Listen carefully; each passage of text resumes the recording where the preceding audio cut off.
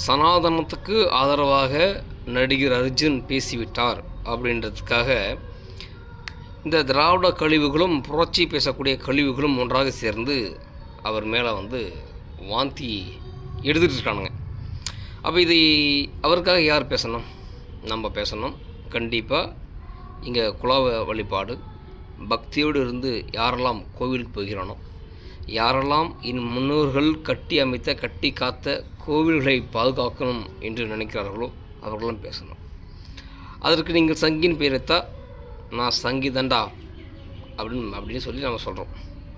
இப்போங்க தமிழகத்திலும் சரி இல்லை இந்தியாவிலும் சரி ஒரு சாதி வாரியாக கணக்கெடுங்க. அப்படி கணக்கெடுக்கும்போது எந்தெந்த சாதியில் எவ்வளோ பேர் அரசாங்க வேலை இருப்பாங்கன்ற ஒரு லிஸ்ட்டு நமக்கு கிடச்சிடும். அதைப்படி பார்த்தாக்கா எஸ்சி எஸ்டி பிரிவில் உள்ளவர்களுக்கு அதிகமான அதிகாரத்தில் இருப்பாங்க. ஐஏஎஸ், கலெக்டர், டாக்டரு, புரியுதுங்களா, காவல்துறை அதிகாரி, நீதிபதி, வழக்கறிஞர்கள், இவர்கள் எல்லாருமே எங்கே இருப்பாங்கன்னா இன்னும் டீச்சர்ஸ் அதிகமாக பட்டியல் சேர்ந்தவர்கள் இருப்பாங்க. அப்படி இருந்துமாடம் இன்னும் சாதியை ஒளியில் அப்படின்னா அவங்கள்ட்ட போய் மைக்கேஜ் கேட்கணும். ஏன்னா அவங்க ஊருக்குள்ளேயே அவங்க தெருவுக்குள்ளேயே ஒரு பணக்காரன் இருப்பான், அங்கே ஏழையான மக்கள் இருப்பாங்க.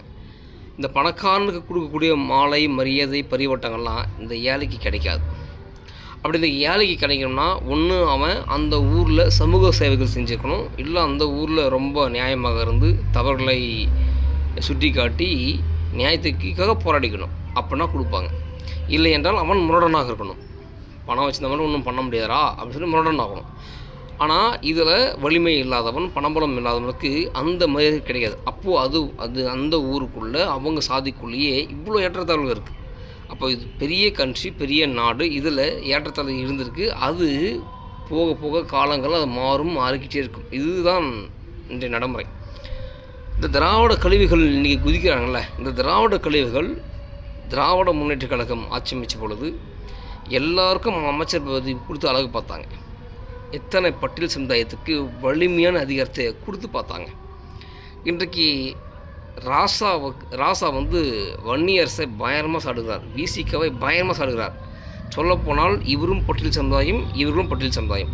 இந்த ராசா இன்றைக்கி பேசக்கூடிய இந்த கோபம் திராவிட முன்னேற்ற இருக்கும் பொழுது நம்மளை நம்பி வந்தாங்க, நம்ம கட்சி குரலில் இருக்காங்க, அவர்களுக்கு இடஒதுக்கீடு அவர்களுக்கு ஒரு அமைச்சர் பதவி தான்னு கேட்கலை.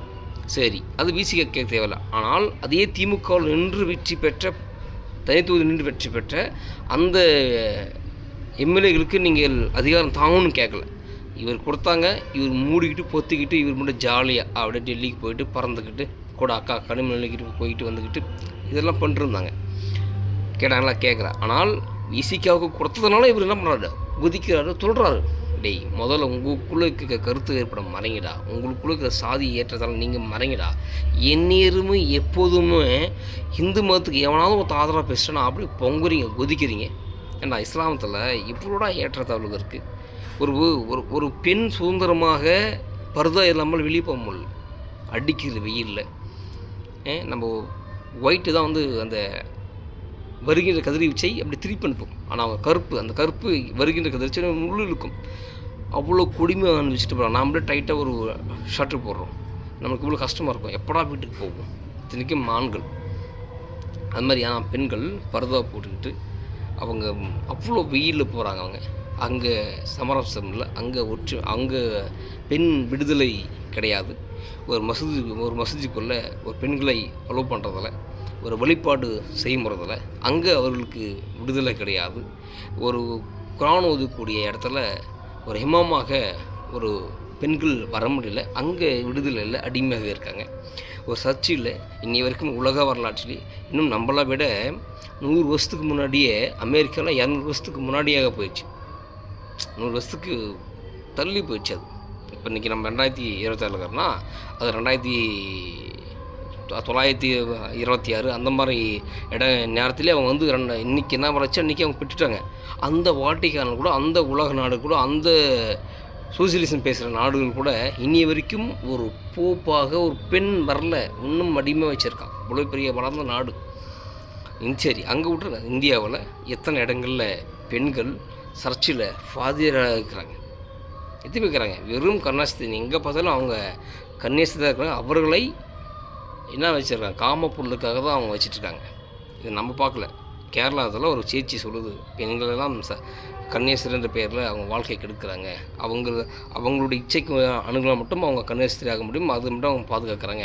வேறு யாரோட தொடர்பு வைத்து கொண்டாலும் உடனே அவங்க நீக்கிறாங்க, இல்லைன்னு சொல்லி முடிக்கிறாங்க அப்படி சொல்லி நம்ம சொல்ல. கேரளாவில் ஒரு சேர்ச்சி, ஒரு லேடி கன்னியாஸ்திரி புக்காக போட்டு கிழிச்சிருக்கு. பப்ளிஷ் பெருசாக பண்ணலது. இது ஏன் சொல்ல வரேன்னா, அந்தந்த மதங்களில் இருக்குது அவ்வளோ வேறுபடலுக்கு. இவங்க நோக்கம் விடுதலை கிடையாது.